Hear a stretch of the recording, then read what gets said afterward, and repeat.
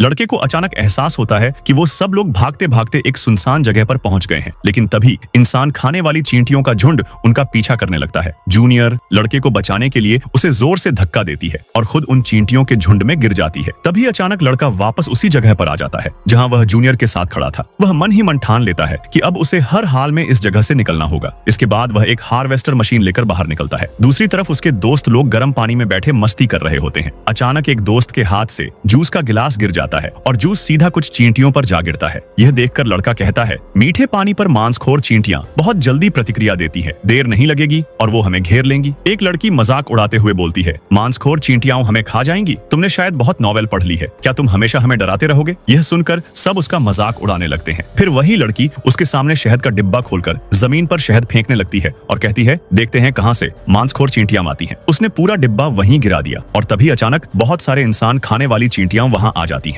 तीनों दोस्त डर से चीखने लगते हैं और लड़के से मदद मांगते हैं, लेकिन चींटियां इतनी ज्यादा होती हैं कि लड़का और जूनियर वहां से भाग जाते हैं। दोस्त और गर्लफ्रेंड किसी तरह पानी से बाहर निकल आते हैं, लेकिन पानी में चींटियों ने जहरीला तरल छोड़ दिया था। इसी वजह से एक लड़की पानी से बाहर नहीं निकल पाती और वहीं उसकी मौत हो जाती है। दोस्त और गर्लफ्रेंड लड़के के कमरे के बाहर से मदद मांगने लगते हैं, लेकिन लड़का दरवाजा नहीं खोलता क्योंकि उसे लगता है कि जो कुछ भी हुआ उन्हीं की वजह से हुआ। तभी वहां भी इंसान खाने वाली चींटियों का झुंड आ जाता है और दोनों रोते हुए उससे मदद मांगते हैं। तभी उसे याद आता है कि आगे जाकर वही दोस्त उसे इंसान खाने वाली चींटियों के झुंड में फेंकने वाला है। जूनियर उससे गुजारिश करती है कि वह उन्हें बचा ले। तब लड़का सिर्फ जूनियर की बात मानकर दरवाजा खोल देता है और उन्हें अंदर आने देता है। अंदर आते ही सब रोने लगते हैं क्योंकि उनकी वजह से आज उनका एक दोस्त मर चुका था। तभी गर्लफ्रेंड अपने हाथ को देखती है तो पता चलता है कि उसमें गहरा घाव बन गया है। लड़का उसे समझाता है, ये घाव इसलिए हुआ है क्योंकि नर चींटियों ने पानी में झर छोड़ दिया था। अगर तुम और देर तक पानी में रहती तो तुम्हारा हाल भी तुम्हारी सहेली जैसा हो जाता। फिर वह एक दवा निकालकर लड़की को देता है और कहता है कि इसे हाथ पर लगा लो। इसके बाद वह कहता है,